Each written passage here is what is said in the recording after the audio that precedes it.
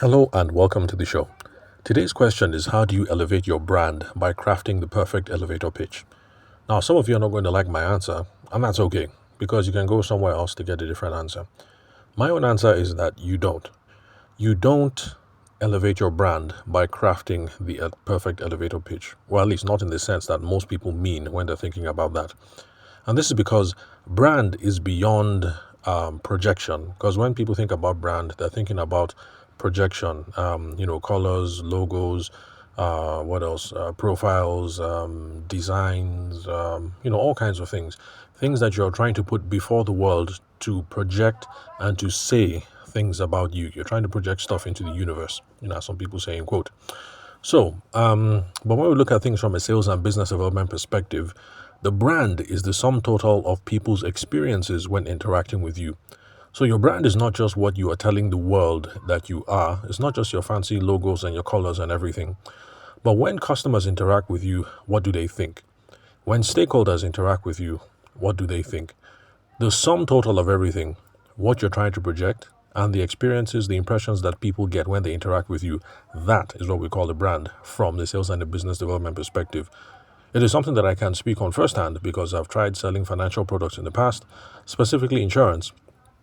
And I know what it's like when the company projects one thing, but then when you're out in the market, people think something else entirely. So there are going to be times, if you're a career salesperson, where in fact the thing that people put out in the PR departments, in the marketing departments, people who are focused on the brand, there are times when the things that they put out are quite frankly not going to be helpful because you're going to be insisting that the company is one thing, but then people feel it to be something else. Another example that I gave recently on the show was about how the Abuja electricity distribution company, the people who took over NEPA, how they project one thing. But then residents of Abuja and residents of Lagos or residents of Port Harcourt, I mean, we all know how we feel, when we see them in the clean vehicles and everything, and how they say that they're customer focused and all whatnot. But that's not entirely what it is that we feel on ground. Now, of course, this is an extreme example. That's to use these companies that have taken over from NEPA. That's the former Nigerian Electricity Power Authority. So yeah, that's an extreme example. But I was just trying to use that to prove a point that the brand is beyond what you project, and it's the sum total of people's experiences when they interact with you or when they interact with people, officials, your employees, people from your company, from your outfit.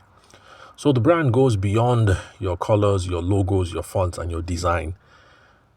If we're going to be serious about brand, especially from a sales and business development perspective, then what we have to do is we need to have a deliberate focus when it comes to customer acquisition processes. When we're going out to toast people, it's beyond all the material that we put out there, but we need to be deliberate about how we find them, how we start conversations with them, how we build relationship with them, how we close the sale, how we make sure that people are happy, how we try to get them back for repeat businesses and processes, make sure that we're listening to them. It's the whole thing. You have to focus deliberately on customer acquisition processes and not just on the branding, the marketing on the top side per se. So when you have this deliberate focus, it's going to inform every other thing that you do within the organization and how you interact with potential customers and clients. So we have to be paying attention to channels where customers, stakeholders, the publics, whoever it is, where they interact with us. So it's not just the website, the logo, the designs, the fonts, the pictures. Yes, all of that needs to be on point. But then we're also going to be paying attention to the staff. So if you're one of these people who owns a restaurant, you're going to be paying attention to the what are they called in restaurants? What are they called? Is it maitre d' or something?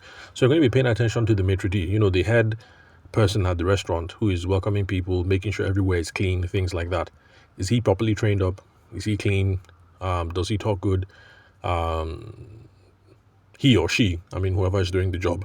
So you're going to be paying attention to all these sorts of things because these are the different channels where customers are going to be interacting with your business. Now, I do understand that my own ideas about branding and stuff like that might be at odds when people, my ideas about not elevating your brand by using elevator pitches. Yeah, that's a better way to put it.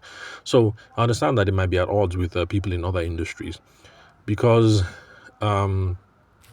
people who are in the tech business, for instance, they might say that your elevator pitch is absolutely necessary for financing.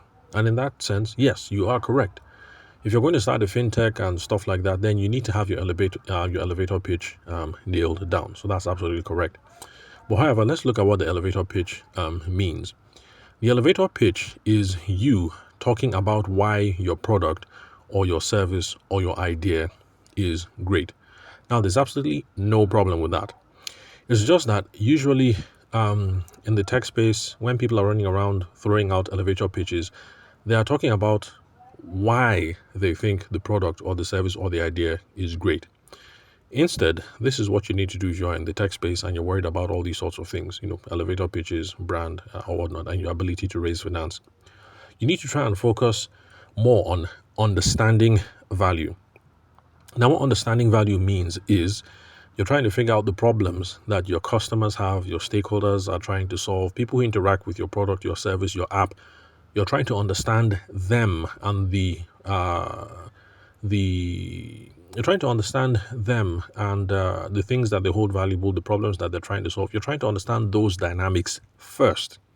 Now, if you do a good job of doing that, over time, with the conversations that you're having with potential customers and with app users and things like that, you're going to get a lot of intelligence. And all that intel, all that data is going to crystallize into your USP or your unique selling proposition. That's the reason why people are choosing to do business with you or to use your app. Now, when you have all that data and you have a clear sense of what your USP is, now you can flaunt this as your elevator pitch. This would not be you going around and guessing that this is why people love this app.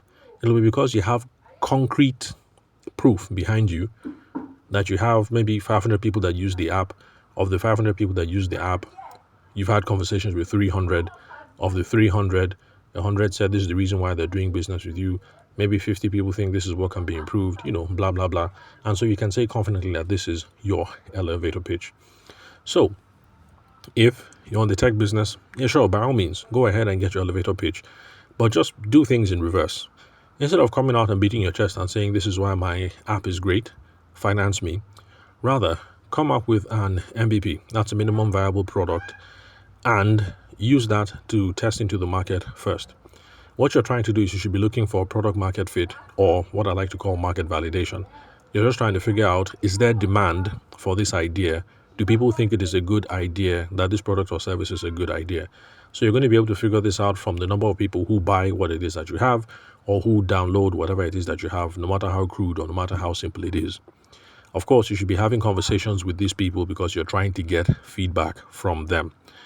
Then this customer feedback, in their own words, is going to inform how you craft your elevator pitch. So, of course, we have to be open, because if we go to the market with our minimum viable product and then we're looking for customer feedback where then people think our idea is crap, we have to be brave enough to just throw in the towel and then move to something else, or pivot, as people like to say nowadays. But then again, if you're open to feedback and you hear something good, then you're going to be able to take this good data that you've gotten, this good feedback, and you're going to flaunt that as your elevator pitch. You're going to be able to say in a concise way that this app is the greatest, is the best, is the whatever, because customers say A, B, C, and X, Y, Z. So, summary, when we're thinking about these things, brand, elevator pitch, and all these sorts of things, we should learn to listen more and to talk less. Because when we listen, we get all the data, we get all the feedback, we get all the ammunition that we need to be able to craft our perfect elevator pitch or sales pitch or proposal or presentation or whatever it is that you're trying to craft. So thank you very much for listening to today's episode.